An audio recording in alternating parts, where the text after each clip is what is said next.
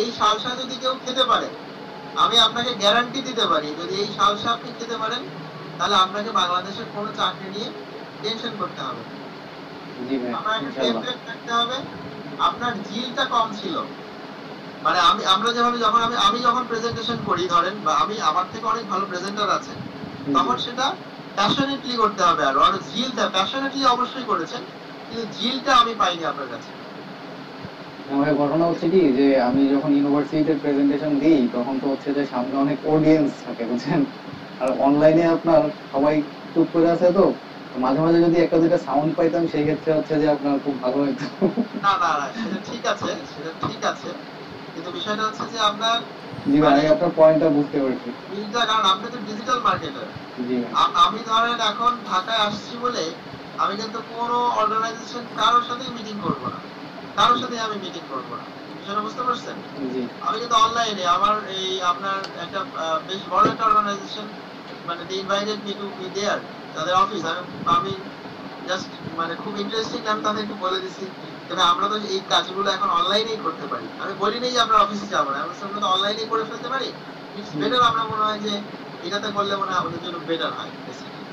তো ঘটনা হচ্ছে যে আপনাকে তো একজন ডিজিটাল মার্কেটারের মানে ডিজিটাল নোম্যাড, মানে শব্দটাকে বলে ডিজিটাল নোম্যাড। হ্যাঁ, একজন ডিজিটাল মার্কেটার হচ্ছে একজন ডিজিটাল নোম্যাড। যে আমি এই যে ধরেন আমি ছিলাম কালকে খুলনাতে, আমার আমার আমার কোনো কিছুই কি বন্ধ হয়েছে? অপারেশন বন্ধ হয়েছে?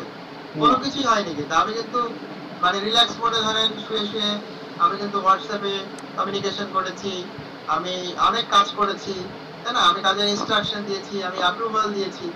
এটা কিন্তু মানে ডিজিটাল নোমাডের কিন্তু এই জায়গাতে অভ্যস্ত হতে হবে যে তাকে প্রেজেন্টেশন, অনলাইন প্রেজেন্টেশনের জন্য রেডি হতে হবে। এবং আমাদের দেশের এই কালচারগুলো কমাতে হবে। এই কালচারগুলো কি পিচ করার জন্য ক্লায়েন্টের পিছে ঘোরো, দরকার নেই। এখন আমাদেরকে ওই জায়গাতে সবাইকে যেতে হবে, বোঝাতে হবে যে দেখেন আমরা এখন জুমেই করতে পারি, বা আমরা এখন স্কাইপে মিটিংটা সেরে ফেলতে পারি, আমার তো দরকার নেই অফিসে যাওয়া। আর আমি এখান থেকে অফিসে যাব, 5টা টিম মেম্বার যাবে, অনেক খরচের একটা ব্যাপার আছে, তাই না? দিন শেষে দেখা যায় আমার একটা এজেন্সির একটা মালিকের সাথে কথা হচ্ছিল 2-3 দিন আগে, বলছে ভাই আমি গত 1 বছরে 36 লক্ষ টাকা শুধু পিচিং এর পেছনে ব্যয় করছি, তাই না? হুইচ ইজ, আপনারা এখান থেকে যারা মার্কেটার হবেন তারা হয় কোনো একটা বড় অর্গানাইজেশনে কাজ করবেন, অথবা ই কমার্স এন্টারপ্রেনার হবেন, অথবা নিজে মার্কেটিং এজেন্সি করবেন, তাই না? তাই তো নাকি? তো আপনাদেরকে এই পুরো জিনিস, এই পুরো জার্নিটা ওরকম স্মুথ করতে হবে। আচ্ছা, তারপরে হচ্ছে যে আপনারা অনেকেই ডিজিটাল ভাস্টের কথা বলেছেন টপারের ক্ষেত্রে। আমি জানি যে ডিজিটাল ভাস্টের কথা আপনারা কেন বলেছেন। ডিজিটাল ভাস্ট হচ্ছে তাফসীর। তাফসীর I was one of the mentor of Tafsir once upon a time. Tafsir যখন খুলনাতে ছিল, he is born and brought up Khulna basically. তো তাফসীর খুবই ভালো একটা ছেলে, এবং আমরা ওকে যথেষ্ট গাইড করেছি once upon a time। আমি যখন খুলনার অঞ্চলের অ্যাম্বাসেডর ছিলাম, তাফসীর তখন ডিজিটাল মার্কেটিং এ কাজ শুরু করে। তাফসীরের একটা বড়, এটা ভাইয়া আমার যেটা মনে হয় যে ওই ডিজিটাল বাসটা আপনার যেটা করছে, আমরা তো আপনার সবগুলো আপনার সোর্স আপনার পাইছি হচ্ছে অনলাইন থেকে সার্চের মাধ্যমে, তারা এসইও করে সামনে চলে আসছে। আমি সেটাই বলার চেষ্টা করছি। তো বিষয়টা হচ্ছে যে এখানে তাফসীরের যে এক্সপার্টিসটা ছিল সেটাকে বলা হয় ব্লগার আউটরিচ প্রোগ্রাম। হ্যাঁ, ব্লগার আউটরিচ প্রোগ্রাম হচ্ছে যে ধরেন আপনি একটা সার্ভিস ডিজাইন করেছেন, যেমন আমার এখন নেক্সট টার্গেট হচ্ছে আমরা জন লুবারের সাথে একটা প্রোগ্রাম করব, ঠিক আছে? তো জন লুবারের সাথে যদি আমার প্রোগ্রাম করতে হয়, যে এটাও কিন্তু তাকে আমাকে রিচ করতে হবে, তাকে রিচ করে আমাকে বোঝাতে হবে যে this is my content, this is my community, I have a very colorful background in digital marketing. I have some pretty good write up. আমার ওয়েবসাইট আছে, আমার এখানে অনেক মানুষ এখান থেকে এম্পাওয়ার্ড হচ্ছে। এই যে একটা কমিউনিকেশন করা, এটারও একটা এসওপি আছে। এই যে কমিউনিকেশন করে তার সাথে আমি যখন একটা জন লুমারের সাথে যখন আমি একটা প্রোগ্রাম করব, তখন দেখেন সারা মানে আমি কিন্তু গ্লোবালি আমার জায়গাটা আরো স্ট্রং হলো, তাই না? জন লুমারের সাথে আমি প্রোগ্রাম করা মানে কি, জন লুমার আমাকে এন্ডোর্স করলো। জন লুমারের সাথে প্রোগ্রাম করার মানে কিন্তু জন লুমার আমাকে কি করলো, এন্ডোর্স করলো। ঠিক আছে, মিস্টার নাজমুল ইজ মানে হি মেইনটেইনস ইন্টারন্যাশনাল স্ট্যান্ডার্ড, রাইট? সো এই জিনিসগুলো খুব ইম্পর্টেন্ট। তো তাফসীর যেটা করেছে, তাফসীর ব্লগার আউটরিচে ভালো, এবং দ্যাটস দ্য রিজন তাফসীর প্রথমে যেটা করেছে ইন্টারন্যাশনালি বিভিন্ন অর্গানাইজেশন ব্লগার আউটরিচ প্রোগ্রামের মাধ্যমে তাদেরকে রিচ করেছে, সেই জায়গাতে তার কোম্পানির নামটা দিয়ে এসছে, যার কারণে কিন্তু অনলাইনে আপনার বিশেষ করে ওটাই কিন্তু মানে আগে দেখায় বেসিক্যালি, ঠিক আছে? এটা এক ধরনের মার্কেটিং বেসিক্যালি, এবং এখান থেকে তাফসীর বেশ কিছু ভালো লিড জেনারেট করে। আচ্ছা, আর কিছু কি বলার আমার আছে একটু দেখি। টাইম ম্যানেজমেন্ট নিয়ে আপনি কথা বলেছেন, টাইম ম্যানেজমেন্ট নিয়ে ওয়েব রিপোর্টের ট্র্যাকার দেখাইছি, এগুলো নিয়ে আরো বিস্তারিত আলোচনা হবে। আপনার ডিজাইনটাও খুব ফুটেছে আর কি। প্লিজ ওকে ডন।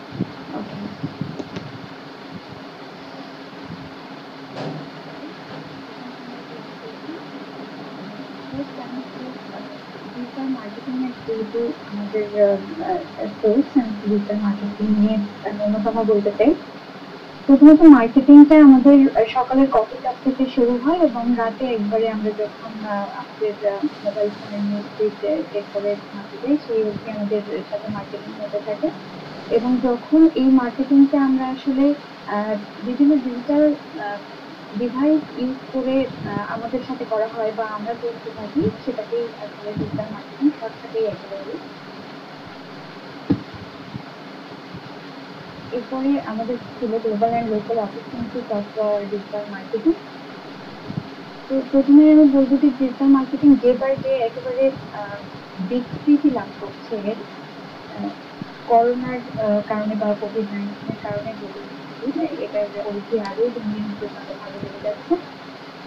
প্রথম অপরচুনিটি যেটা বলবো সেটা হচ্ছে social media marketing. Social media marketing আমরা বিভিন্ন সোশ্যাল মিডিয়া যেমন Facebook, Instagram, YouTube, LinkedIn, Twitter, Pinterest, Snapchat এবং এরকম আরো অনেক ধরনের মিডিয়া আছে যেগুলোর মাধ্যমে করে থাকি। অ্যাকচুয়ালি আমরা সবসময় এটা বলতে থাকি যে আমরা B2B মার্কেটিং করছি বা B2C মার্কেটিং করছি, কিন্তু আমার কাছে এটা সবসময় মনে হয়েছে যে আমরা আসলে H2H, that means human two human marketing করছি। এবং যার জন্য মানুষের কাছে সোশ্যাল মিডিয়া ধরে ধরে পৌঁছানোটা ভীষণ মানে ইন্টারেস্টিং একটা ব্যাপার। এটা বিজনেস এবং বিজনেস টু বিজনেসের ব্যাপার না, বিজনেস টু কাস্টমারের ব্যাপার না, B2C এর ব্যাপার না, এটা হচ্ছে হিউম্যান টু হিউম্যানের ব্যাপার। এবং এই যে হিউম্যান টু হিউম্যানের যে এটা এখানে আমি ব্যবহার করেছি, সেটার কারণ হচ্ছে সোশ্যাল মিডিয়া এখন একেবারে আমি যদি বলি হাই লেভেল থেকে শুরু করে একদম লো লেভেল পর্যন্ত, লো অ্যাকচুয়ালি না, এটা হচ্ছে নিম্নবিত্ত মানুষ পর্যন্ত যদি আমরা টার্গেট করে করেও পৌঁছাতে যাই, সেক্ষেত্রে সোশ্যাল মিডিয়া ভীষণভাবে হেল্প করছে মার্কেটিং করতে। সোশ্যাল মিডিয়ার জব অপরচুনিটিসটা আমি এখানে একসাথে রেখেছি। সোশ্যাল মিডিয়ার যে জব অপরচুনিটিস গুলো এখানে আছে সেটা হচ্ছে social media analyst, social media manager, social media associate, social media community manager, social media coordinator, social media expert, social media marketing consultant, social media marketer, social media specialist, social media strategist. এরপরে আসছি search engine marketing এ, যেটা digital marketing এর অন্য আরেকটা ভীষণ বড় opportunity. SEM actually গুগলে add দেয়া আমরা একেবারে খাঁটি বাংলায় যেটা বলতে পারি, একেবারে স্পেসিফিক টার্গেট করে না, কিন্তু যেখানে আমার অডিয়েন্স আছে সেখানে আমি আমার একটা শো করতে চাই, যেখানে মানুষ আছে সেখানে আমি আমার একটা দেখা দিতে, ব্যাপারটা এরকম। এটাই SEM বলছি আমি এখানে। SEM এর ক্ষেত্রে যে জব অপরচুনিটিস গুলো আছে সেটা এখানে আমি দেখানোর চেষ্টা করেছি। SEM analyst, SEM manager, SEM marketing coordinator, search analyst, paid search marketing manager, digital marketing manager. এরপরে আরেকটা অপরচুনিটি যেটা আছে সেটা হচ্ছে সার্চ ইঞ্জিন অপটিমাইজেশন, সংক্ষেপে আমরা SEO বলে থাকি। বর্তমানে এটা নিয়ে একেবারে ভাস্ট একটা এরিয়া তৈরি হয়েছে, যেখানে মানে শুধু SEO এসইও এর মধ্যে মানে যতগুলা সেক্টর আছে এগুলা নিয়েই দেখা যাচ্ছে একটা আলাদা আলাদা জব অপরচুনিটি তৈরি হয়ে গিয়েছে। তো একটা কথা আছে এখানে, এসইও এক্সপার্টরা যেটা বলে তার মানে যোগ করে বলে যে যদি কেউ গেট বডি লুকিয়ে রাখতে চায় তাহলে সেটা হচ্ছে গুগল রেজাল্টের যে পেজ গুলো আছে সেটার সেকেন্ড পেজ। মানে ব্যাপারটা এরকম যে ওখানে অ্যাকচুয়ালি কেউই যায় না, সংখ্যক মানুষ একেবারে যায় না বললেই চলে। মেবি এটা হচ্ছে 5.6% মানুষ ফার্স্ট পেজের পরের কোনো পেজে ক্লিক করে।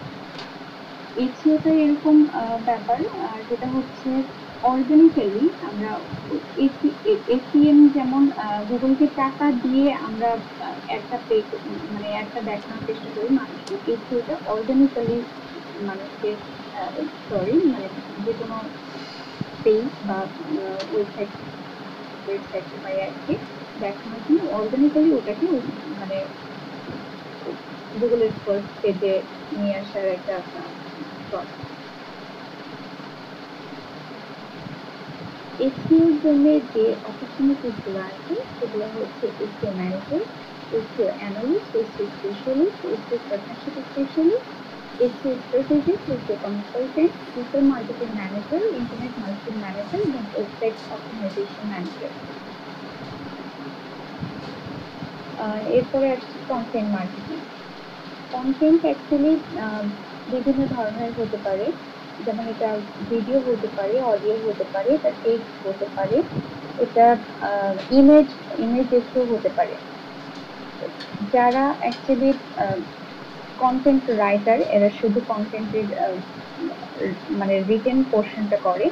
যারা কন্টেন্ট স্ট্র্যাটেজিস্ট বর্তমানে যাদের চাহিদা সব থেকে বেশি সেটা হচ্ছে কন্টেন্ট স্ট্র্যাটেজিস্ট। এই কন্টেন্ট স্ট্র্যাটেজি তৈরি করে এবং যারা লেখে তারা কন্টেন্টটা লিখে দেয়। কন্টেন্ট ডিজাইনারও আছে যারা কন্টেন্ট অডিও করে শোনায় তাদের জন্য বা মানুষকে বলতে চায় শুধুমাত্র তারা কন্টেন্ট অডিও করে। ইভেন এরকম ভাবে ভিডিওটাও ডিজিটাল মার্কেটিং এর একটা খুবই ভালো অপরচুনিটি।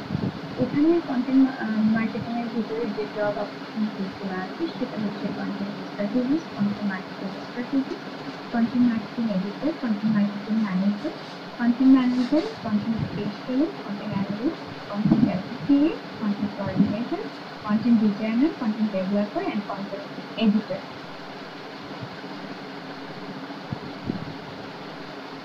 ডিজিটাল মার্কেটিং এর আরেকটা অন্যতম অপরচুনিটি হচ্ছে ইমেল মার্কেটিং, যেটাকে একেবারে হেড টু হেড বা ডিরেক্ট মার্কেটিং এ বলা যেতে পারে। কোনো ব্যক্তি বা প্রতিষ্ঠান অন্য কোনো ব্যক্তি বা প্রতিষ্ঠানকে ইমেল এর মাধ্যমে নার্চার করে তার প্রোডাক্ট বা সার্ভিস কেনার জন্য অফার করে আর কি। তো এখানে যে জব অপরচুনিটিস গুলো আছে সেটা হচ্ছে email marketing, email marketing analyst এবং email marketing manager. Display advertising হচ্ছে বিলবোর্ডের মতো আমরা যেটা দেখি, মানে গুগল অ্যাডসেন্স যদি আমরা কেউ দেখে থাকি সেখানে যে অ্যাডভার্টাইজিং গুলো করা হয় এটা অ্যাকচুয়ালি এসইএম এর মতো কিছুটা, কিন্তু ওখানে গুগলকে টাকা দিয়ে উপরে গুগল পেজের মধ্যে দেওয়া হয়, গুগলের সার্চ পেজ ওটার মধ্যে দেওয়া হয়। এখানে আমরা বিভিন্ন আর্টিকেল বা ওয়েবসাইটের মধ্যে থেকে এই ওয়েবসাইটের যে কোনো পেজের মধ্যে এই অ্যাডগুলা দেখতে পাই। বর্তমানে এই যে অপরচুনিটিটা এটাও একটা দারুণ জায়গা জুড়ে আছে। অনেকেই এই যে ডিসপ্লে অ্যাডভার্টাইজিং এর উপরে অনেক ভালো করছে আর কি। এখানে যে জব অপরচুনিটিস গুলো আছে সেটা হচ্ছে digital marketing manager, advertising operation, acquisition marketing, product marketing associate. এরপরে আছে ইনফ্লুয়েন্সার মার্কেটিং। ইনফ্লুয়েন্সার মার্কেটিং এরকম ব্যাপার যে কোনো একজন খুব পাবলিক ফিগার মানুষকে যদি আমরা যে কোনো ব্যক্তি বা প্রতিষ্ঠান হায়ার করছে তাদের যত ফ্যান্স ফলোয়ার আছে তাদেরকে তার প্রোডাক্ট বা সার্ভিসকে সেল করার জন্য। যখন ওই যে কোনো মানুষকে যদি আমরা ভালোবাসি বা বিশ্বাস করি তখন সে যেটা বলে সেটাতে আগ্রহ আমরা হয়ে থাকি। তো সেক্ষেত্রে যারা পাবলিক স্পিকার বিভিন্ন আমরা বলতে পারি যে যেমন আমরা একটা ক্লাসে শুনেছিলাম লাক্সের অ্যাড দেওয়ার জন্য জীবিত পারবেন সবসময় বেশি নাই। তো এরকম এরা হচ্ছে এগুলাই ইনফ্লুয়েন্সার মার্কেটিং এর একটা বড় চ্যানেল বলবো। ইনফ্লুয়েন্সার মার্কেটিং এর আরেকটা অবশ্য আছে সুবিধা, সেটা হচ্ছে ইনফ্লুয়েন্সার মার্কেটিং যখন যদি কেউ ভালো মতো করতে পারে তাহলে এখানে খুবই লাভবান হওয়ার একটা ব্যাপার আছে, বেনিফিটেড হয় মানুষ। এরপরে চ্যাটবট মার্কেটিং, যেটা একেবারে নিউ কামার কিন্তু ভীষণ ভালোভাবে ওয়েবসাইট এবং ফেসবুক মেসেঞ্জারকে ফেসবুক মেসেঞ্জারের ভীষণ ইফেক্টিভ খুব পজিটিভ ইম্প্যাক্ট তৈরি করছে। সেটা হচ্ছে এটাকে বলা যায় যে এটা হচ্ছে আমাদের একটা ভার্চুয়াল অ্যাসিস্ট্যান্ট, আমরা এটাকে বলতে পারি। যেমন আমরা যদি কোনো প্রোডাক্ট বা সার্ভিসের অ্যাড দেখছি ফেসবুকে, তাহলে যে কোনো ক্লায়েন্টকে একসাথে অনেকেই নক করছে, তাদেরকে আসলে অ্যাটেন্ড করা পসিবল হচ্ছে না। অ্যান্ড তো চ্যাটবট মার্কেটিং করে ওই সমস্যার মানে সমাধান আমরা পেতে পারি বা ওই সমস্যাগুলো থেকে আমরা কিছুটা রেহাই পেতে পারি। এরপরে আসছে globally renowned digital marketing agencies and there service. আমি অ্যাকচুয়ালি সার্ভিসগুলোকে প্রথম প্রেজেন্ট করেছি, তো ওই জন্য সার্ভিসগুলো কমন সার্ভিসগুলো অ্যাকচুয়ালি একটা করা উচিত ছিল এবং রিনাউন্ড এজেন্সিগুলো আলাদা করে লেখা উচিত ছিল, কিন্তু ওইভাবে লেখা হয়নি। তো আমি এখানে ডিজিটাল এজেন্সিগুলো এবং তাদের সার্ভিসগুলো আমি শুরু করছি।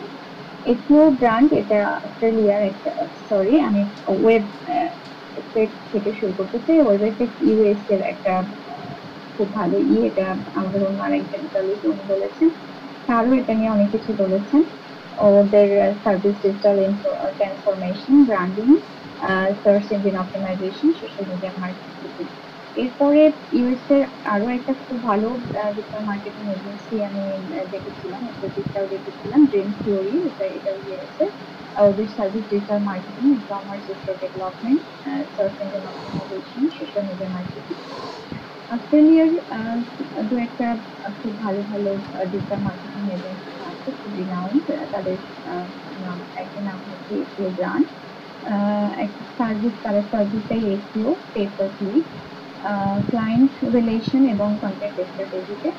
বুস্ট এবিলিটি, এটাও অস্ট্রেলিয়ার একটা প্রতিষ্ঠান, সার্ভিস দেয় SEO development and design, performance marketing.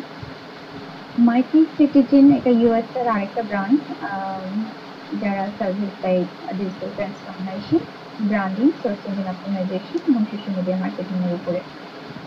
The beagle board, এটা ইউএস এর অন্য আরেকটা অন্যতম ব্র্যান্ড, এরা সার্ভিস দেয় design, development, performance marketing, social media marketing, email marketing and SEO. Direct consulting,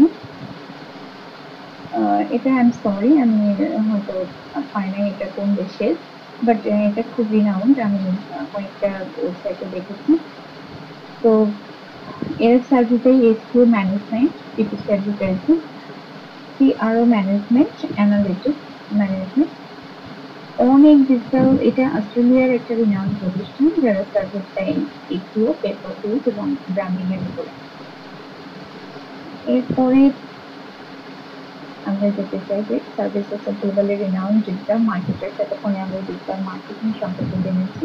digital marketer দেখে নিই। এখানে আমি অ্যাকচুয়ালি স্যার, যেমন আমার একজন মেন্টর, এখানে আমি আমার দু একজন মেন্টরের নাম রেখেছি। মেন্টর বলবো না, ওনারা আমার লেকচারার বা গুরু বলবো। রিয়ান রেইস, উনি ডিজিটাল মার্কেটার .com-এর intent base, customer intent base marketing করেন। যার সার্ভিস হচ্ছে building the most effective system in digital marketing agency বা ইন্ডাস্ট্রি। অ্যান্ড হ্যান্ডি, উনি মার্কেটিং টক, উনি কিনোট স্পিকার মেনলি।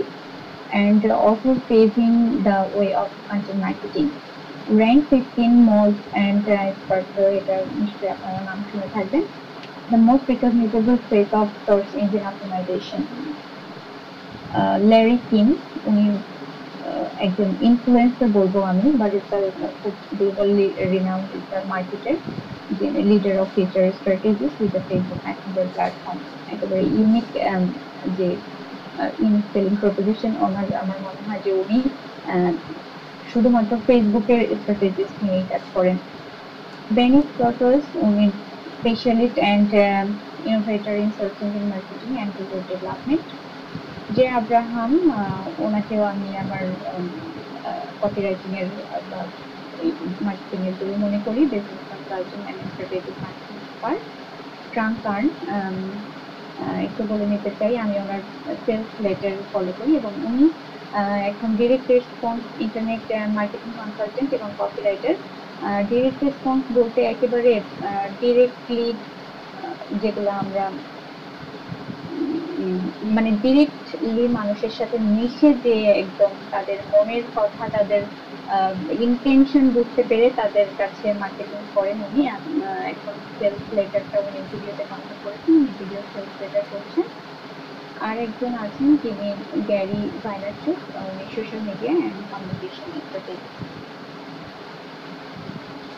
এরপরে আমি একটু মনে করতে চাই digital marketing agencies and their services in Bangladesh.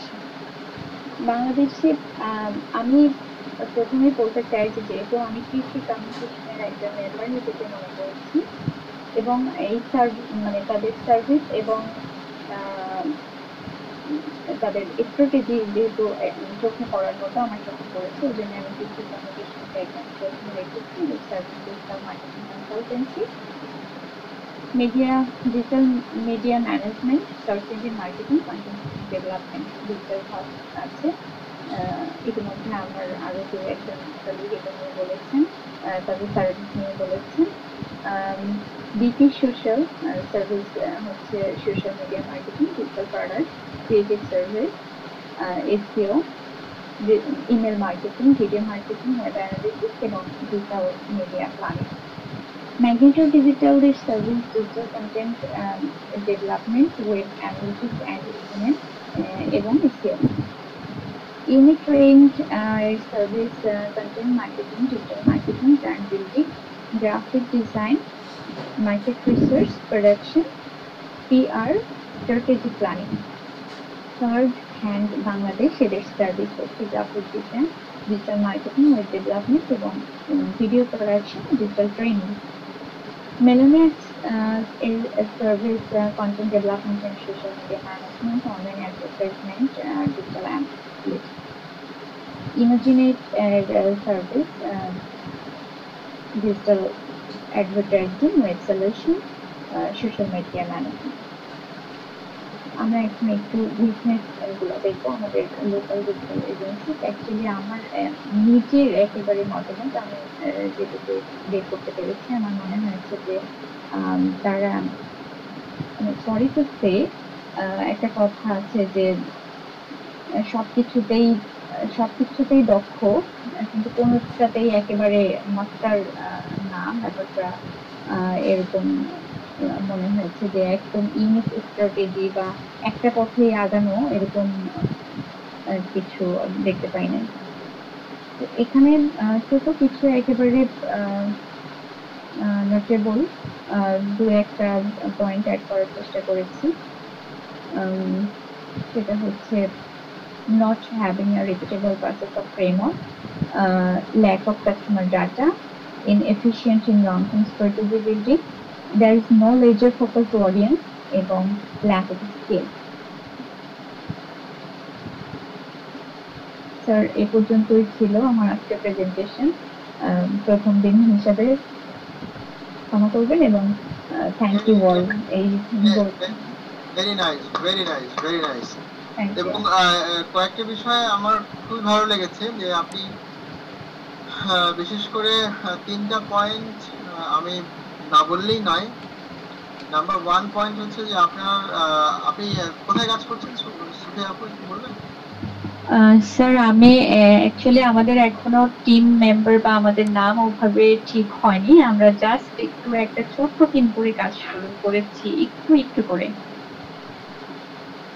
আচ্ছা আচ্ছা আচ্ছা, বুঝতে পারছি। আমি একেবারে কোনো রিনাউন্ড বা এখনো প্রেজেন্ট করার মতো কিছু আহ, নাই ব্যাকগ্রাউন্ডে। বুঝতে পারছি, বাট আপনার সবকিছু দেখে আমি যেটা আমি যেটা বলতে যাচ্ছিলাম, যেমন আপনি একটা চমৎকার টার্ম বলেছেন যে B2C B2B, আমরা যাই কিছু বলি না কেন আসলে আমাদের এই ডিজিটালকে ডিস্টিংগুইশ করার মতো ওই জায়গাটা আমাদের খুব একটা নেই। রাদার এটা এইচ টু এইচ হলে আসলে জিনিসটাকে আরো বেটার ডিফাইন করা যায়, তার মানে হেড টু হেড কমিউনিকেশন। এটা রাইট খুব, sir. Let's have a big applause for him. এবং আপনারা, আমি মাইক্রোফোনটা অন করে দিচ্ছি। যেমন আমি একটা বিষয় বলি, আমি এত কিছুর মধ্যে ঢাকাতে চলে আসেন অনেকগুলো কারণের মধ্যে একটা কারণ হচ্ছে যে আপনারা জানেন যে আজকে ক্লাসে কি আপনারা আমার বাচ্চার কোনো কান্না শুনতে পেয়েছেন? পাননি, তাই না? আমি আপনাদের মাইক্রোফোন অ্যালাউ করে দিয়েছি, আপনারা এখন চাইলে কথা বলতে পারবেন। আমরা আমাদের সেশনের শেষ পর্যায়ে চলে এসেছি। তো যাই হোক, আপনারা হিসাব করে মাইক্রোফোনটা অন করবেন যাতে, কারণ আমি এখন মোটামুটি কমিটেড যে আমার এখানে সাউন্ড হবে না। কারণ আমি বেডরুমে না, আমি অন্য রুমে আপনার হচ্ছে যে জাস্ট শিফট হয়েছি। এই রুমে এখনো আমার অনেক ডেকোরেশনের কাজ বাকি আছে। সো তারপরেও স্টিল আমি এখানে একটু কষ্ট করে হলেও আমি এটা করছি। তো যাই হোক, আমি কালকে হয়তো কাল বা পরশু আমার এই রুমে এসিটা লেগে যাবে। আমার এসিটা পড়ে আছে, আমি যাওয়ার আগে ইয়ে করছিলাম। তো এটা এসিটা হয়ে গেলে আপনারা আরো যে শব্দগুলো এটা হয়তো পাবেন না ইনশাল্লাহ। তো যাই হোক, তো যেটা বলছিলাম যে উদ্দেশ্য হচ্ছে যে আমরা শুনবো, আমরা আলোচনা করব। এবং আজকে দেখেন আমরা কত কিছু শিখে ফেলছি। আপনারা এই যে 2 ঘন্টায়, আমি আই এম প্রিটি শিওর যে আপনারা অনেক কিছু শিখতে পেরেছেন। এবং আপনারা অনেক ভয়ে ছিলেন যে আসলে কি শিখতে পারবে, আমরা কি করতে যাচ্ছি। আমরা অনেক ভালো কিছু করতে যাচ্ছি। তো আমি আপুর পয়েন্টে ফিরে আসি। আপনি এইচ টু এইচ নিয়ে কথা বলছিলেন, এটা খুবই চমৎকার একটা টপিক ছিল। মানে এটা মানে আমি থ্যাঙ্কস দিলে ছোট করা হবে আপনাকে। সেকেন্ড হচ্ছে যে ফরম্যাটিং ইজ ভেরি নাইস, আপনার ফরম্যাটিং গুলো খুব চমৎকার ফরম্যাটিং ছিল এবং স্মার্ট, মানে আই লাইকড ইট। হ্যাঁ, মানে ইট ইজ নট, মানে ইট ওয়াজ ক্রিয়েটিভ। মানে মূল কথা হচ্ছে যে ইট ওয়াজ ক্রিয়েটিভ। এবং আপনি আউটলিপ বলে যে নামটা দিচ্ছেন, আমি যতটুকু বুঝতে পেরেছি যে আপনি এটা ব্র্যান্ড নেমটা আপনার আউটলিপ হবে, তাই তো? ব্যাপারটা এরকম, এম আই রাইট? এবং এবং এই সবকিছু মিলে মানে আমার কাছে খুবই খুবই চমৎকার লেগেছে। এবং আপনি সব থেকে বড় জিনিস হচ্ছে আপনি টু দা পয়েন্টে কথা বলেছেন এবং আপনি প্রিপেয়ার্ড ছিলেন, হুইচ ইজ ভেরি ইম্পর্টেন্ট। আমরা কিন্তু সর্ট অফ একটা ডিপ্লোমা কোর্সের মতোই করছি এবং আপনাদেরকে অনেক কিছু বলা হয়নি। আমি অলরেডি আমার খুলনা ইউনিভার্সিটির মানে বিবিএ ডিপার্টমেন্টের চেয়ারম্যান স্যারের সাথে কথা বলছি। স্যার আমাদের এই প্রোগ্রামে লেকচার দিবেন। আমি অলরেডি ইন্ডিয়া এবং মালয়েশিয়ার কিছু ফ্যাকাল্টির সাথে কথা বলার চেষ্টা করছি যাতে করে আমি তাদেরও কিছু লেকচার আপনারা শুনতে পারেন বা তাদের সাথে ইন্টারাক্ট করতে পারেন। ওই জায়গাগুলো আমি আসলে তৈরি করে দেওয়ার চেষ্টা করছি। তো খুবই চমৎকার হয়েছে। আমার মনে হয় যে আপনি আউটলিটে ভালো করবেন। এবং আমি একটি বিষয় বলে রাখি, সেটা হচ্ছে যে আমরা বাংলাদেশের মার্কেটে বিশেষ করে টিচিং কমিউনিকেশনস আমরা একটা জায়গাতে আমাদের পজিশনিং করতে চাই, সেটা হচ্ছে data driven marketing, digital marketing basically. এই জায়গাতেই আমাদের পজিশনিং করতে চাই, আমাদের পজিশনিংটা এর বাইরে করতে চাই না।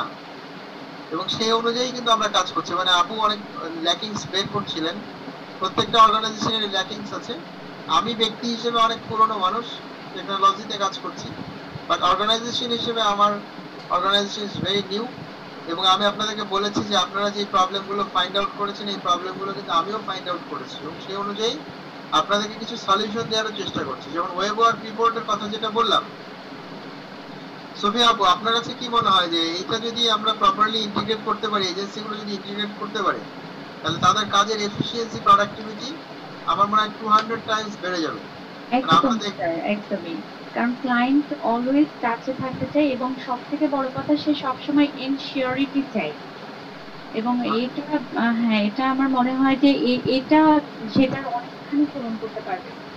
অনেকখানি পূরণ করতে পারবেন। মানে ওয়েব ওয়ার্ক রিপোর্টটার দামও কিন্তু কম, মানে এক একটা পার মান্থ পার ইউজার হচ্ছে $3 সম্ভবত, এবং আমরা প্রিমিয়াম ভার্সন নিয়ে নিচ্ছি। ধরেন উইদিন মানে এক সপ্তাহ ট্রায়াল চালাবো, এর মধ্যে কমিশনিংটা করে ফেলবো, সবাইকে ট্রেন আপ করবো। কালকে আমার ট্রেনিং আছে ওয়েব ওয়ার্ক নিয়ে।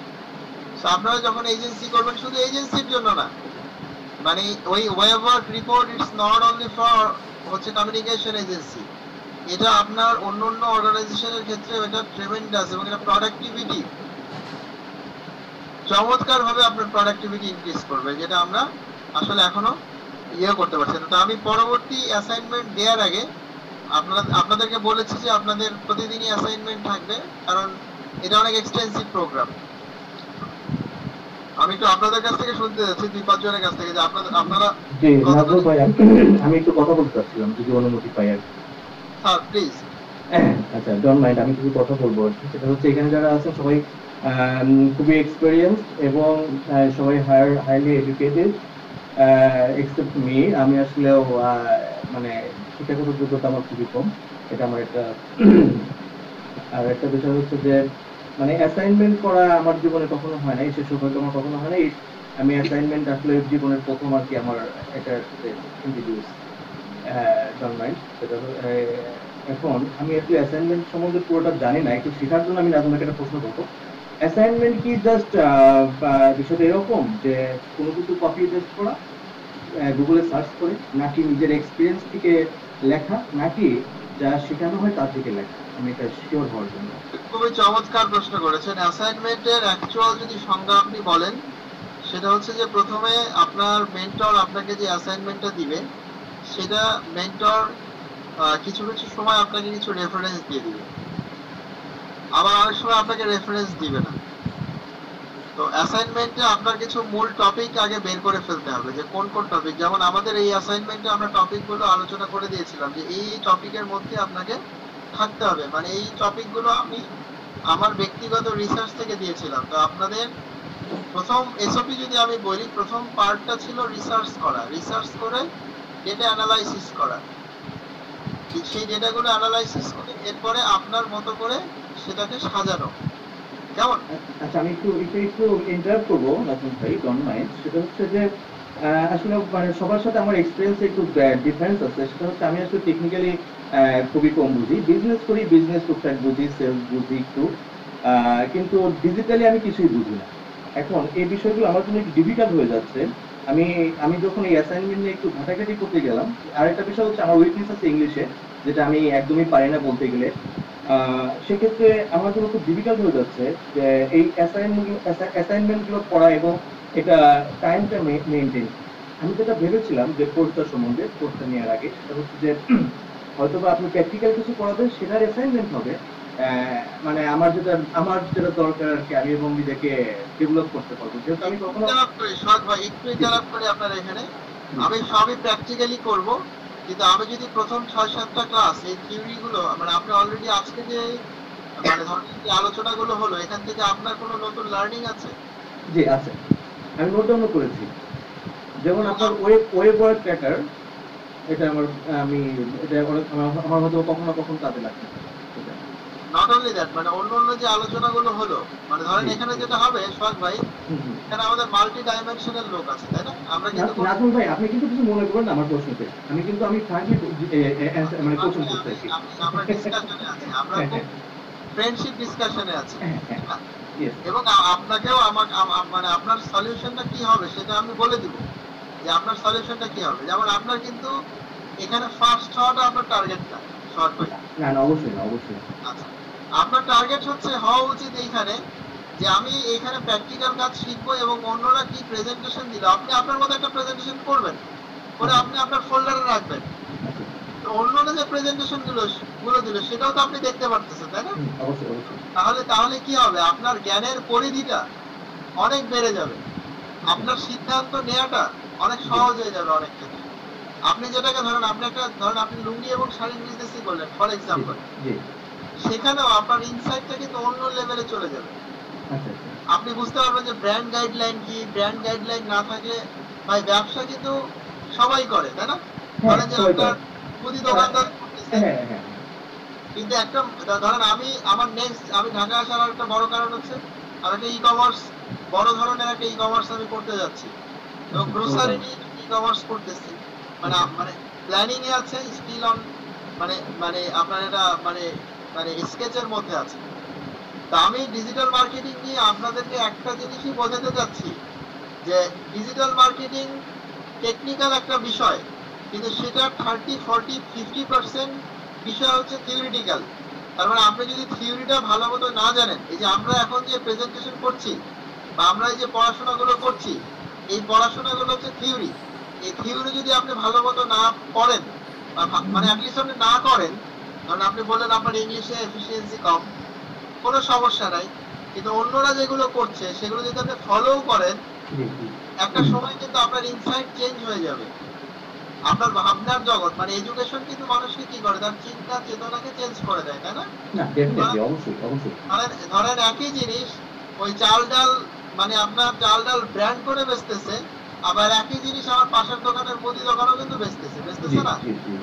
তাহলে মুদি দোকানের ক্যাপাসিটি ছিল না চাল ডালে যাওয়া, সে চাইলে কিন্তু ক্যাপাসিটি আছে, মানে ক্যাপাসিটি মানে ক্যাপাসিটি নাই কিন্তু ক্যাপাসিটি অর্জন করার তো ক্যাপাসিটি আছে, তাই না? তা আমরা আসলে ক্যাপাসিটি অর্জন করার ওই ক্যাপাসিটিতে আমাদের মানে স্টুডেন্টদেরকে নিয়ে যেতে চাই, আমাদের শিক্ষার্থী আমাদের যারা আমাদের কলিগ আছে আমরা তাদেরকে সেখানে নিয়ে যেতে চাই, এবং এগুলো হচ্ছে এই ধাপের প্রথম জায়গা আর কি। আপনার টেকনিক্যাল বিষয়গুলো হয়তো আরো 4-5টা ক্লাস পরে ফুল টেকনিক্যাল বিষয় চলে আসবে। আমরা সবসময় আমাদেরকে বলতে চাই, দেখেন ইউনিভার্সিটি মানে ইউনিভার্সিটি কিন্তু টেকনিশিয়ান বানায় না সোহাগ ভাই, ইউনিভার্সিটি টেকনোলজিস্ট বানায়। টেকনোলজিস্ট জানে যে সেই কাজটা কেন করছে। আপনি যখন ফেসবুকে প্রমোশন করবেন তখন আপনার এই ইনসাইট আপনার নলেজ এগুলো কিন্তু আপনার কাজে লাগবে। আপনার ইনসাইট আমার এই কনফিউশনের জন্য আমি প্রশ্নটা করেছি। আর মানে আরেকটা বিষয় হলো যেমন আমারও এক্সপেকটেশন যেটা হচ্ছে আপনার সাথে থেকে আমার টেকনিক্যাল বিষয়গুলো আপনার সাথে আমি যেটা ভুল করবো সেগুলো শিখবো, এবং আমার বিজনেসটাকে আমি যেন টেকনিক্যালি গ্রো করতে পারি সেটা আমার শেখার যে এক্সপেকটেশন এটা আর কি। হ্যাঁ অবশ্যই অবশ্যই। হ্যাঁ আমরা এখন যা করছি, আপনি যদি ধরেন পিবিএন সম্পর্কে আপনার ধারণা না থাকে, যদি এখন ধারণা কিছু হয়েছে না এইভাবে আপনি পৃথিবীতে তখনই স্বাধীন যখন আপনার নলেজটা অনেক ইন ডেপথ নলেজ, আপনি তখন মাল্টিপল জিনিস হিট করতে পারবেন, এবং আপনি ধরেন নিজে কাজ করবেন না, আপনি হয়তো একটা টিম দিয়ে কাজ করাবেন, সেই টিম দিয়ে কাজ করলে আপনি স্ট্র্যাটেজিক প্ল্যানিং এ আপনাকে থাকতে হবে। আপনি বলতে পারবেন যে হ্যাঁ তুমি এই স্ট্র্যাটেজি দিছো এটা রাইট না, এটা রং। সেইটুকু নলেজ অর্জন করার জন্য আমরা কিন্তু ডাইভার্সিফাইড কন্টেন্ট পাচ্ছি। এটা কিন্তু খুবই চমৎকার, মানে আমি মনে করি যে মানে লার্নিং এর জন্য একটা চমৎকার জায়গা, এবং ইউনিভার্সিটিতে কিন্তু আমরা এভাবেই শিখি।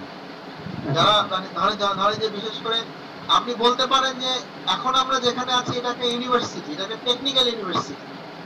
টেকনিক্যাল ইউনিভার্সিটি হলেও টেকনোলজিটা কিভাবে কাজ করে, মেথডটা কি, সেটা যদি আপনি আগে থেকে না জানেন, এই যে আপনি ডিজাইন গুলো দেখতেছেন, তাই না সহজ ভাই, ডিজাইন দেখতেছেন, প্রেজেন্টেশন দেখতেছেন, এগুলো কি আপনার ব্যবসার জন্য ইম্পর্টেন্ট না? না অবশ্যই ইম্পর্টেন্ট। আমরা প্রপোজাল লিখবো, ধরেন আমরা টেকনিক্যাল তো সবই শিখাবো আমরা। ফেসবুকে আপনি ক্যাম্পেইন ম্যানেজমেন্ট আপনাকেই করতে হবে, এটা আমি করে দিব না, আপনাকে দিয়ে আমি করাবো, আপনাকে দিয়ে প্রেজেন্টেশন করাবো, আমি মেন্টরিং করবো যে না আপনি সোহাগ ভাই এখানে ভুল করছেন। এবং আমি না শুধু, আমাদের এই আজকে 32-33 জন যারা মানুষ আছে সবাই কিন্তু আপনার সেখানে ইনপুট দিবে, সেটা কিন্তু আরো রোবাস্ট হবে, এবং সেটা আমার জন্য বেশি ইফেক্টিভ হবে। সোহাগ ভাই আপনার জন্য অবশ্যই ইফেক্টিভ হবে, এটা না হওয়ার কোনো কারণই নেই। কারণ দেখেন আমিও ইউনিভার্সিটিতে পড়াশোনা করে এসেছি, এবং আপনি আমাদের এখানে দেখেন অনেকে ইউনিভার্সিটিতে পড়াশোনা করে আসছে, তারা কিন্তু এগুলোর সাথে হ্যাবিচুয়েটেড, তাই না? এবং এখানে অনেক কর্পোরেটে কাজ করছে, তারা এজেন্সি তৈরি করবে। তো এই সবগুলো যদি আমি অ্যাকুমুলেট না করতে পারি তাহলে কিন্তু আমরা টেকনিশিয়ান হয়ে যাব সোহাগ ভাই।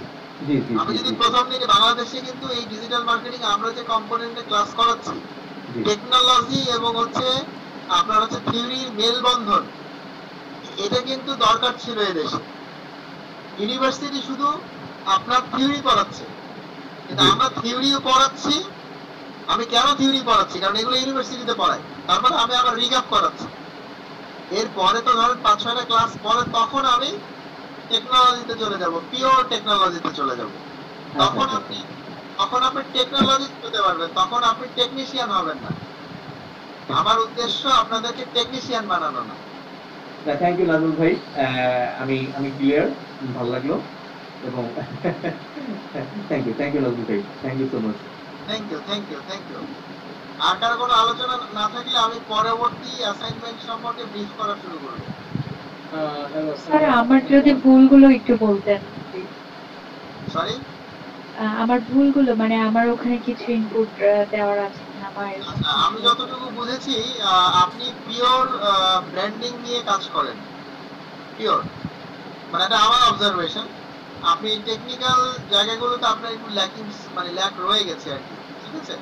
যেটা আমার মনে হয় ট্রেনিংটা শেষ করলে আপনার যে স্ট্র্যাটেজিক এই যে মানে রাইটিং বা আপনার যে থিঙ্কিং গুলো আছে এটা তখন কোপ আপ হয়ে যাবে। আপনি তো মেবি বিবিএ করেছেন, রাইট? জি স্যার। এই জন্য আপনার লেখা বা আপনার এগুলো সব ফার্নিশড। কিন্তু আপনি যখন আরো টেকনিক্যাল জায়গা থেকে আরো ভালো করবেন, আপনি অনেক এক্সেল করতে পারবেন। I believe it. মানে আপনাকে কনসেন্ট্রেট করে পুরো জার্নিটা কমপ্লিট করতে হবে। এবং আপনার কাছে কেমন মনে হচ্ছে? আপনি কোন ইউনিভার্সিটিতে ছিলেন? স্যার আমি national university Satkhira government college থেকে বিবিএ করেছি। আচ্ছা, বুঝতে পারছি। মানে এখন এখানে এসে আপনার কাছে কি একটা মানে ধরেন যে ইন্টারন্যাশনাল স্ট্যান্ডার্ডের একটা ইউনিভার্সিটির ফিচার মনে হচ্ছে? একদম স্যার। স্যার অ্যাকচুয়ালি ইন্টারন্যাশনালি যেভাবে শেখানো হয় সেটা হচ্ছে থিওরি প্লাস টেকনিক্যাল দুইটার কম্বাইন করা হয়, কিন্তু আমাদের এখানে মানে আমরা লোকালি এরকম কোনো ট্রেনার বা মেন্টর শিপ বা কোনো কোচিং কোথাও মানে এখনো অব্দি পাইনি। ওই জন্যই আমার এত ইন্টারেস্ট। আর বেসিক্যালি আমি এখন রাইটার। অ্যাকচুয়ালি আমি একটু রাইটিং নিয়ে পড়াশোনা করেছি, কপি রাইটিং। স্যার এই লেখাগুলো পুরাটাই আমার, মানে শুধু সার্ভিস এবং এজেন্সি গুলা কপি পেস্ট ছাড়া মানে অন্য সবগুলা সোফিয়া আপু, আমি আমার লাইফের প্রথম 5 বছর শুধু কপি রাইটিং করে আমি তখন স্টুডেন্ট, আই আর্ন $60,000, ঠিক আছে? আমি কিন্তু আপনার ওই গাড়ির সাউন্ড শুনে যেমন বলতে পারে না মানে টেকনিশিয়ান এই গাড়িতে কি সমস্যা আছে, আমি কিন্তু লেখা একবার ভুলাই আমি বলতে পারি লেখাটা আপনি লিখছেন নাকি অন্য কেউ লিখছে এবং লেখাটার কোয়ালিটি কতখানি। বুঝতে পারছেন? নাজমুল ভাই, আমি কি একটু ইন্টারাপ্ট করবো একটা বিষয়? Sir please. হ্যাঁ, আচ্ছা, আমি কপিরাইটের যে বিষয়টা একটু ক্লিয়ার হতে চাই, যেহেতু কথাটা মানে আসলে এই জন্য প্রশ্ন করলাম। মানে আমি একটু ক্লিয়ার হতে চাচ্ছি যে কপিরাইটিং বলতে আসলে কোন বিষয়টা বোঝায়? এটা কন্টেন্ট রাইটিং এর সাথে কপিরাইটিং এর পার্থক্যটা কি নাকি সিমিলার বিষয়? ওকে আপু, আপনি এই অ্যানসারটা দেন, তারপরে আমি আলোচনা করব। অ্যাকচুয়ালি কন্টেন্ট ব্যাপারটা এরকম যে আমি ওখানে বলেছিলাম আমার প্রেজেন্টেশনের ভিতরে যে কন্টেন্ট ব্যাপারটা এরকম হতে পারে, ইমেজ হতে পারে, কোনো ভিডিও হতে পারে, কোনো অডিও হতে পারে, কোনো টেক্সট হতে পারে। কন্টেন্ট হচ্ছে ফুল প্রেজেন্টেশনের একটা আমি যেটা বলছি সেটা হচ্ছে এই যে আমার ফুল প্রেজেন্টেশনটা এটা হচ্ছে একটা স্লাইড বা ইমেজ কন্টেন্ট বা টেক্সট কন্টেন্ট আমি বলতে পারি। কিন্তু কপিরাইটিং জিনিসটা একেবারে আলাদা। যেটা হচ্ছে কিভাবে বলা যায়, যে কোনো অ্যাড কপি, যেমন আমরা ফেসবুকে উপরে প্রাইমারি টেক্সট লিখি মানুষকে ড্রাফট করার জন্য যেটা আমরা ট্রাই করি যে আমার এই প্রোডাক্টের বেনিফিট কি কি আছে, নট ফিচার। আমি কোনো ফিচার বলতে চাই না, বা সার্ভিসের কোনো বেনিফিট কি কি আছে, মানে এখান থেকে আর কি আপনি কি পাবেন, মানে আমার এই সার্ভিস বা প্রোডাক্টের ভিতরে আপনার জন্য কি আছে, নট এই সার্ভিসের কোনো ফিচার মানে কোনো বৈশিষ্ট্য আমি বলতে চাই না। এই জিনিসটা খুব সংক্ষেপে আর কি বলা যায় যে কপিরাইটিং এর একটা ব্যাপারটা। আই ডোন্ট নো আমি কতটুকু বলতে পেরেছি। ওকে, আমি একটু ক্লিয়ার করি। হ্যাঁ, হ্যাঁ হ্যাঁ নিশ্চয়ই। বেসিক্যালি আপনার কোনো একটা আপনি যত ধরনের মানে আমরা যেমন আপনার যদি স্ট্যাটিক পোস্টের আপনি মানে স্ট্যাটিক কন্টেন্টের আপনি হচ্ছে যদি আপনার চিন্তা করেন, ধরেন আমরা একটা ভিজুয়াল বানাবো, এটাও কিন্তু একটা মানে এটা একটা কমিউনিকেশন ম্যাটেরিয়ালস, তাই না? হ্যাঁ হ্যাঁ সেটার জন্য ধরেন প্রথমে যেটা হয় আইডিয়া জেনারেশন হয়, তারপরে কপিরাইটিং হয়। আইডিয়া জেনারেশনটা কি, যে এই ভিজুয়ালটা আমরা এই সিরিজে কি কি ধরনের ভিজুয়াল দিব, সেগুলোতে আমরা কি কি ধরনের ইম্প্যাক্ট দেখাবো। কপিরাইটারের কাজ হচ্ছে আইডিয়াটা একজনের কাজ না, আইডিয়াটা 4-5 জনের কাজ। তারপরে হচ্ছে যে আপনার কপিরাইটারের কাজ হচ্ছে, কপিরাইটারও কিন্তু আইডিয়াবাজ, কপিরাইটার হতে গেলেও কিন্তু আপনার আইডিয়াবাজ হতে হয়, তাই না? এটা সাফিয়া আপা খুব ভালো জানে। তো কপিরাইটিং আসলে যে কোনো কিছু মানে কপিরাইটারই বলে দেয় যে ভাই আমার এমন একটা ভিজুয়াল লাগবে বা আমার এমন একটা কন্টেন্ট লাগবে যেখানে একটা মানুষ এরকম পৃথিবীর গাছটাকে কাইটা ফেলতেছে, নিজে পড়ে যাচ্ছে। এই আইডিয়াটা কিন্তু একটা কপিরাইটার দেয়। এই আইডিয়া কপিরাইটার দেওয়ার পরে ভিজুয়ালাইজার এটাকে ভিজুয়ালাইজ করে যে এটা দেখতে কেমন হবে। কেমন? যেমন আমাদের বদলে ফেলো নিজেকে প্রোগ্রামের ব্রিফ যখন আমরা কপিরাইটারকে দিলাম, কপিরাইটার বলল যে তাহলে আমি কিছু আইডিয়া জেনারেট করি। সে তখন অনেকগুলো র আইডিয়া জেনারেট করলো। একটা ছিল হচ্ছে যে ধরেন যে আপনার বিড়াল সিংহ আইডিয়া, মানে কপিরাইটিং এর এই আইডিয়া গুলোতে দুটোকে কানেক্ট করতে হয়, মানে দুটো জিনিসকে কানেক্ট করতে হয়, ঠিক আছে? তো সেই কানেকশন গুলো তৈরি করেই বেসিক্যালি আইডিয়া জেনারেশন হয়। সেটার উপরে বেস করে কপিরাইটার কপি করে। কপিরাইটারের কিন্তু কাজ সব ধরনের লেখা। সে ধরেন একটা ফেসবুকের ক্যাপশন লিখবে, সে ধরেন এই যে ভিজুয়ালের মধ্যে যে টেক্সটটা আছে, এই যে ধরেন এই যে ভিজুয়ালের মধ্যে এই টেক্সট আছে, দেন দেয়ার ওয়্যার ট্রিজ, তার মানে দেন দেয়ার ওয়্যার ট্রিজ, এখানে বোঝাচ্ছে যে এই ইটভাটাগুলো দিয়ে তোমরা পরিবেশের ক্ষতি করছো, যে এই যে এই গাছের মধ্যে ইটভাটাকে বসাই দিচ্ছে, একই জিনিস। এটা কিন্তু একটা আইডিয়া, যে গাছের মধ্যে ইটভাটাকে বসাই দিয়ে আমরা বলতেছি যে পরিবেশের স্ক্রিন দেখা যাচ্ছে না।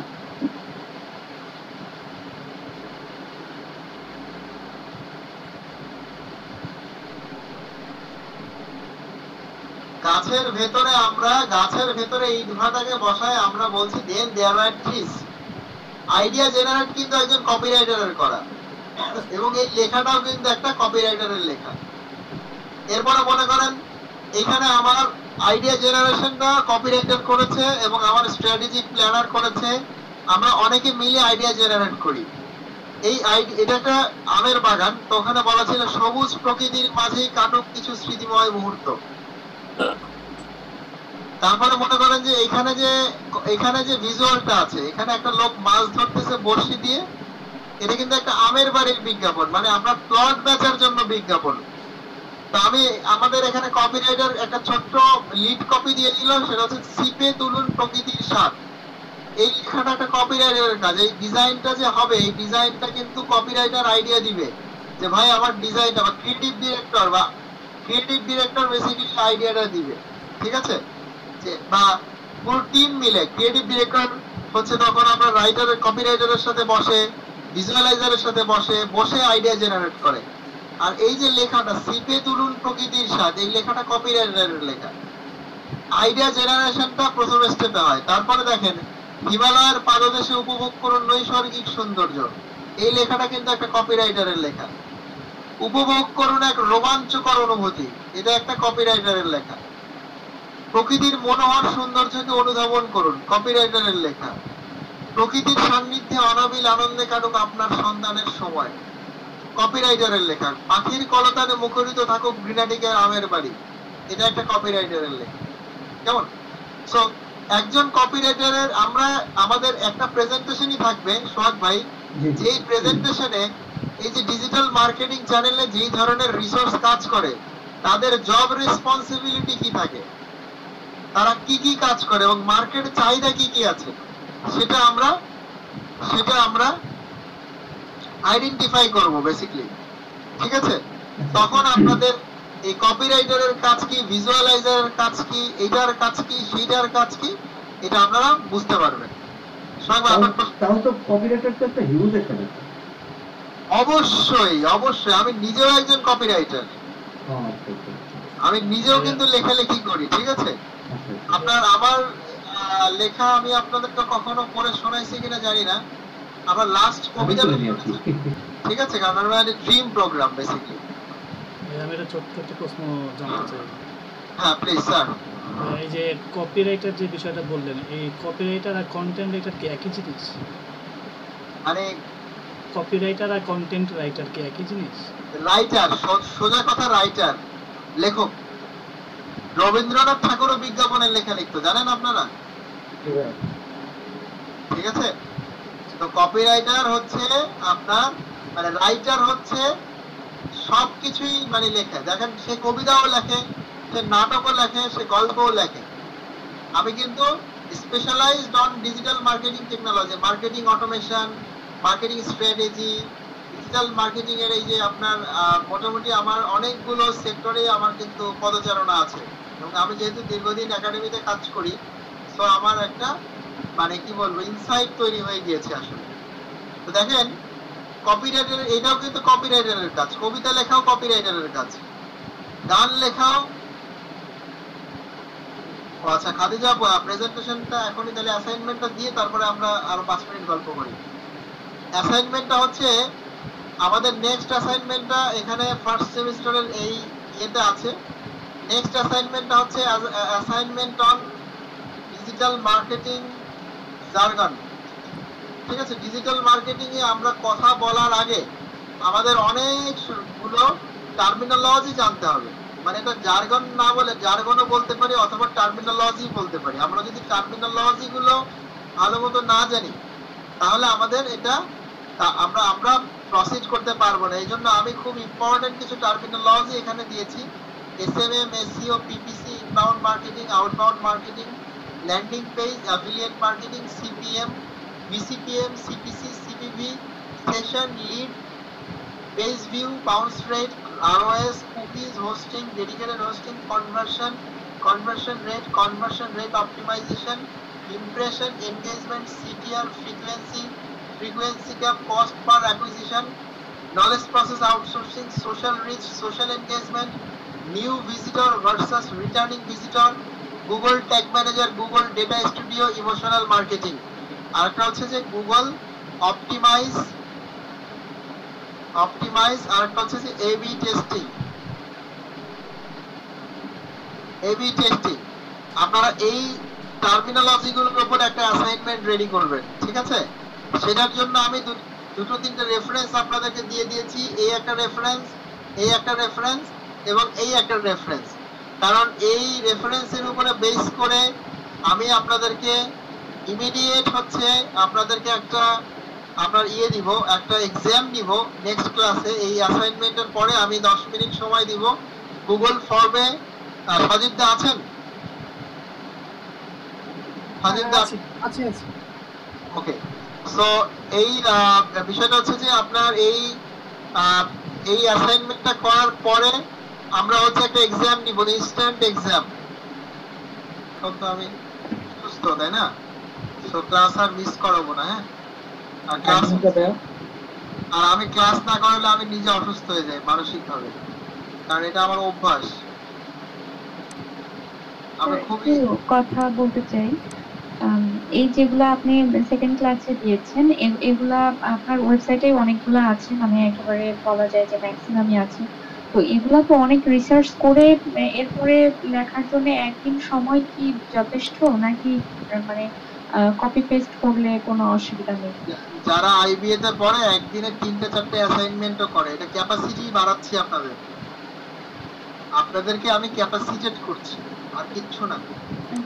আমি জানি যে একদিনের সময়টা খুব অল্প সময়, কিন্তু আমি এটাও বিশ্বাস করি যে মানুষ চাইলে তার জীবনের যে কোনো স্টেজ থেকে নিজেকে পরিবর্তন করতে পারে। এবং আমাদের এই প্রোগ্রামের নামই বদলে ফেলো নিজেকে প্রোগ্রাম। আপনাকে বদলে ফেলতেই হবে, কোনো অপশন নাই। আপনি যদি এটার পেছনে 4-5 ঘন্টা সময় ব্যয় করেন, আপনার যে ডেপথ নলেজ হবে এবং যেই এটা কিন্তু কন্ট্রোল লার্নিং, আমাদের এই সিস্টেমটা হচ্ছে কন্ট্রোল লার্নিং। হ্যাঁ খাদিজা আপু, আপনি লিভ করতে পারেন, আমি এখানে সব দিয়ে দিয়েছি, রেফারেন্স দিয়ে দিয়েছি। এটা কন্ট্রোল লার্নিং, সো আমাদেরকে এভাবেই শিখতে হবে। Since I am your mentor, right? So এভাবেই আপনাদেরকে আগাতে হবে। মানে আমি আর কোনো অল্টারনেটিভ বই দেখি না। মানে আমাদের অনেক আমি এরকম বলছি না যে একদিনে দিতে পারবো না, বলছি যে এখানে অনেক রিসার্চ করে মানে ওরকম নিজে না লিখে কপি পেস্ট করার অপশন তো আছে। কপি পেস্ট, তো যত কপি পেস্ট কম করবেন, দেখেন আপনার যে আর্টিকেল গুলো হচ্ছে, যে অ্যাসাইনমেন্ট গুলো হচ্ছে, এগুলো কিন্তু আপনার লাইফ টাইম অ্যাসেট। মানে ডু ইউ বিলিভ ইট? একদম একদম। এটা আপনার লাইফ টাইম অ্যাসেট। সো এটাকে আপনি যত সুন্দর করে সাজাতে পারবেন, আপনার কনফিডেন্স লেভেল তত ইনক্রিজ করবে। আপনি যে কোনো ইন্টারভিউ বলেন, যে কোনো পিচিং বলেন, আপনি টাস টাস করে আনসার দিয়ে দিবেন, তাই না?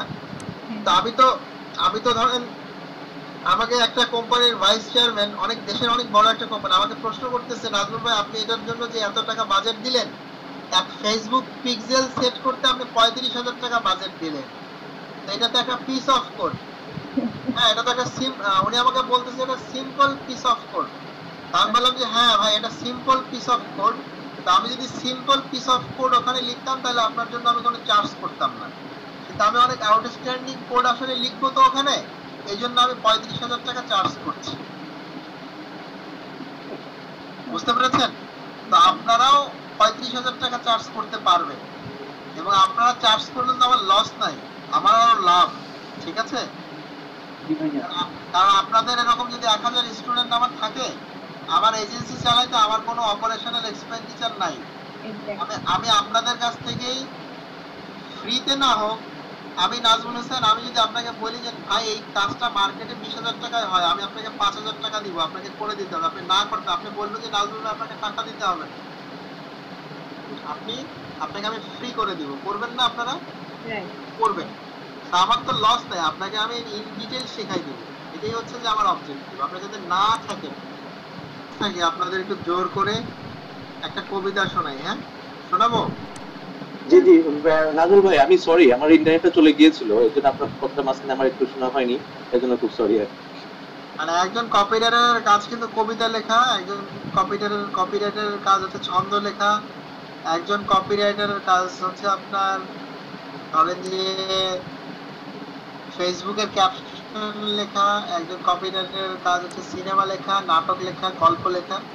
একজন কপিরাইটারের কাজ আমাদের প্রথম ক্লাসটা হচ্ছে 15 তারিখে, তারপরে সেকেন্ড ক্লাসটা আজকে হচ্ছে 21 তারিখে, কিন্তু আপনার একদম 19 তারিখ পর্যন্ত আপনার রেড মার্ক করা আছে। তো এখানে কি আমরা কিছু লিখবো না, আমরা কি 15 তারিখে ফার্স্ট ক্লাসের কাউন্ট করবো নাকি 20 তারিখে ফার্স্ট ক্লাসের কাউন্ট করবো? দাদা আপনি এটা কিভাবে তৈরি করছেন বলেন? 15 তারিখটা আমি ধরিনি, প্রথম ক্লাসটা ধরিনি, আমি 20 তারিখ থেকে ধরছি গতকাল। আজকে তো অলরেডি 12টা পার হয়ে গেছে। 20 প্রেজেন্ট দিয়ে দিই। হ্যাঁ 20 থেকে প্রেজেন্ট দেন।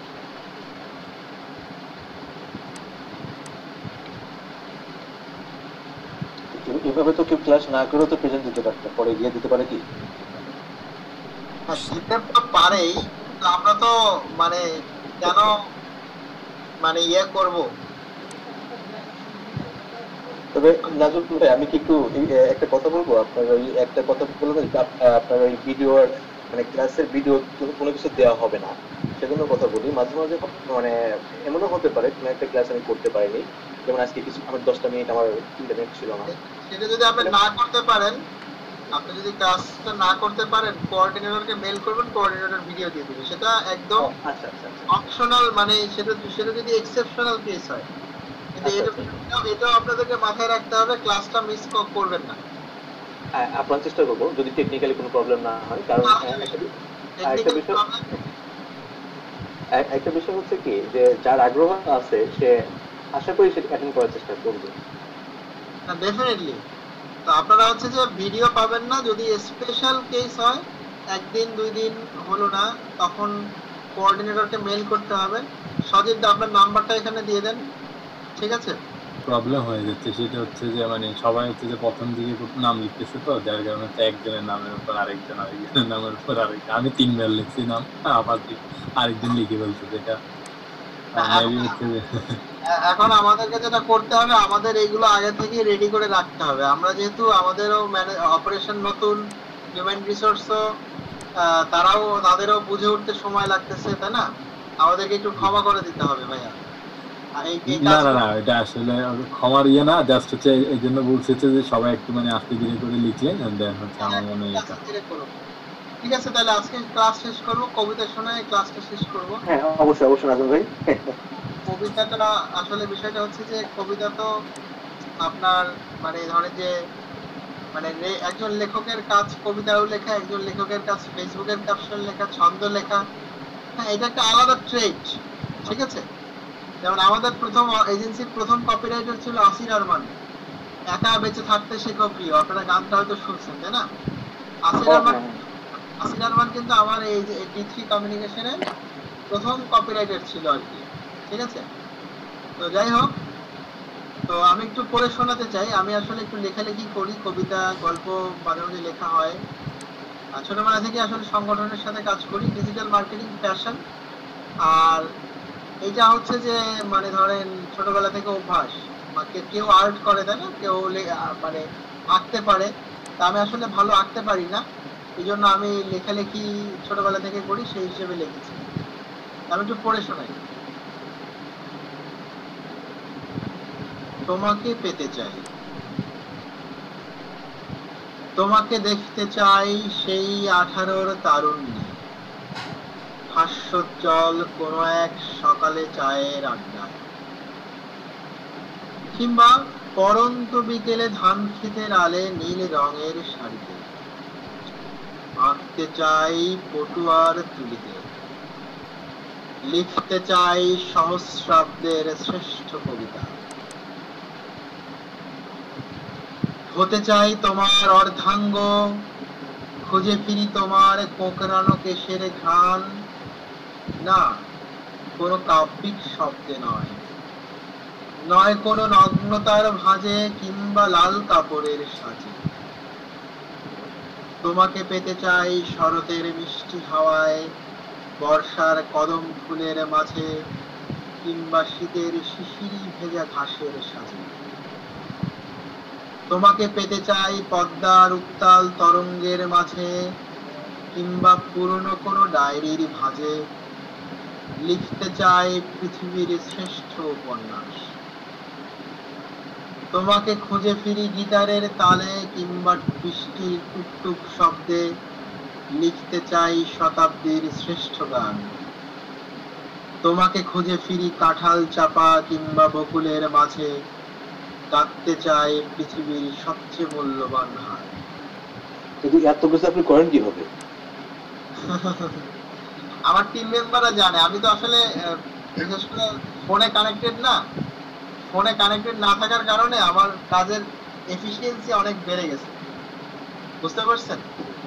আচ্ছা আচ্ছা আচ্ছা। আমার একটা রিকোয়েস্ট ছিল আপনার কাছে। হ্যাঁ বলেন না। রিকোয়েস্টটা হলো যে আপনার যে শেষ বিকেলের যে গল্পটা এর আগে আমাদের ক্লাসে শুনছিলাম, ওটা যদি আরেকবার আবৃত্তি করে শোনাইতেন তাহলে একটু ভালো হতো। মানে আচ্ছা, শিওর শিওর। আমার একটা সাইট আছে তো কবিতা নিয়ে, তো ওটাতে আপনার এই কবিতাটা আমি পাবলিশ করব জুলাই মাসে। শেষ বিকেলের গল্প না, কোনো গল্প নয়, এ এক বিশেষ অভিব্যক্তি। ফিরে যেতে চাই সেই শেষ বিকেলে, লিখতে চাই সেই বিকেলের গল্প। যে বিকেলে ছিল তারুণ্যের উদ্দীপনা, ছিল রঙিন স্বপ্ন, ছিল ধূসর মেঘ, রংধনু আর ধান ক্ষেতের সুবাতাস। আবেগ ছিল ভালোবাসার সেই বিকেলে। তোমার মনে পড়ে সেই শেষ বিকেলের রূপসার পাড়ের কথা? থাক সে কথা, ফিরে যেতে চাইলেও তো আর হবে না সেটা। কিংবা কাশবনের ভেতর দিয়ে হাঁটতে হাঁটতে দুজনার হারিয়ে যাওয়া, আবার শিমুলের সাইকেল ধার নিয়ে তোমাকে নিয়ে ঘুরে বেড়াবার কথা। এখন মনে পড়লে সত্যি নস্টালজিক হয়ে যাই আমি। দাদার কথা মনে আছে তোমার? সেই শেষ বিকেলের ঘুড়ি উড়ানোর কথা, মামার দোকানের চটপটির কথা, কিংবা নিরালা মোড়ের ফুচকার কথা। হয়তো ইউরোপে গিয়ে দিব্যি ভুলে গেছো এসব। জানো, সেদিন একা একা ড্রাইভ করছিলাম সেই রূপসা হাইওয়েতে। রাস্তার পাশে দাঁড়িয়ে খুঁজে ফিরছিলাম সেই শেষ বিকেলের গল্প। হঠাৎ পিছন থেকে দেখি আমাদের মতো করেই দুজন রিকশায় ঘুরে বেড়াচ্ছে। সময় বদলেছে, শেষ বিকেলের গল্পে যুক্ত হয়েছে নতুন চরিত্র, কিন্তু বদলে যায়নি শেষ বিকেলের গল্পের দৃশ্যপট। হয়তো তুমি এখন ম্যাকডোনাল্ডস এর কফি খেয়ে রোবোটিক শহরে সময় পার করছো, তবু স্বাদের দিক থেকে আমাদের বিকেলটাও কিন্তু মন্দ ছিল না। আমি আবার ফিরে যেতে চাই সেই ঘাসের গল্পে, মাঠের গল্পে, নদীর গল্পে, আর অভিনয় করতে চাই সেই শেষ বিকেলের কোনো এক চরিত্রে।